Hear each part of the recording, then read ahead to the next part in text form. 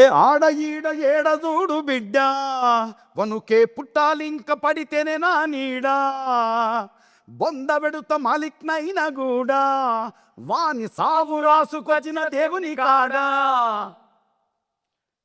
చల్ పుడుకుతుంది సారబట్టిలో మా కంట తడే జుంబలికే ఆయా మేరే షేర్ ఇక రాలుతుంది బొట్టు బొట్టులో నీ పంచతడే జుంబలికే ఆయా ఆయా షేర్ జడలు రో హడలు రో దడలు రో కొడుతరో తొడలు రో తీస్తరో తోలు రో సబారీకి దొరుకు బిడ్డ సేవాలే లేతై బిడ్డ పేగులు తీసి మెడలగేసి ఆడుతాం బిడ్డ.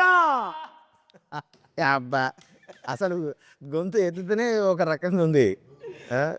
చాలా చాలా బాగుంది మాస్టర్. మీకు యాక్చువల్గా మీరు ఆ స్టెప్పు అవన్నీ చేసి మీరు డెమో తీసుకొచ్చారు శ్రీకాంత్ దగ్గరికి.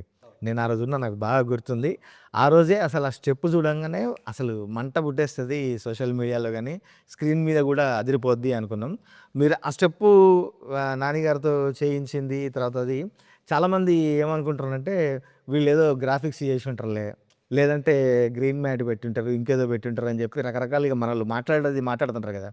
మీరు అసలు ఆ స్టెప్ కంపోజ్ చేసింది, ఆ స్టెప్ షూట్ చేసింది, నానిగారి ఎఫర్ట్, అవన్నీ చెప్పండి మాస్టర్. ఖచ్చితంగా అది జనాలు కొంతమంది చెప్తున్నట్టు ఇది ఏదో సీజీలో చేశారు, లేదంటే తాడు పెట్టుకొని ఏదో చేశారు, అవి ఏమైనా అంటున్నారు. అది అట్లా కాదు, ఇది ప్యూర్లీ నానిగారు హార్డ్ వర్క్. ఫస్ట్ మీరు చెప్పినట్టు మనం ఆ మూమెంట్ కంపోజ్ చేసి సాంగ్ అంతా షూట్ చేయడానికి నెల ముందే మనం ఫుల్ ప్రాక్టీస్ చేసి, ఎందుకంటే శ్రీకాంత్ అన్న ఎప్పుడు ఆయన్ని సాటిస్ఫై చేయడం అన్నది అంత ఈజీ కాదు, చాలా కష్టం. మనని త్రూ అవుట్ ఎండ్కి పుష్ చేస్తూ ఉంటారు, ఇంకేదో కావాలి. సో నెల అంతా మనం ఈ సాంగ్ కోసం ప్రాక్టీస్ చేసి శ్రీకాంత్ అన్న దాంట్లో ఉన్న బెస్ట్ స్టెప్ని, అది మీరు చూసినట్టు ఆ రోజు చూసి ఇది ఎలాగైనా ఈ స్టెప్ దీంట్లో పడాలి, మనకి ఇది కావాలని చెప్పి అది ఫిక్స్ చేసి నాన్నగారికి పంపించి, నాన్నగారు తర్వాత చూసి లేదు ఇది నేను ఖచ్చితంగా చేస్తానని ఆయన ప్రాక్టీస్ వచ్చారు. వి డిడ్ రిహర్సల్ చేసి ఆయన కష్టపడి, ఎందుకంటే మీకు తెలుసు మాకు తెలుసు, అవును, మనం దసరా నుంచి నేను డైరెక్ట్గా ఆయన చూస్తున్నా, ఆయన పని మీద ఆయనకున్న హార్డ్ వర్క్, ఆ డెడికేషన్ అన్నది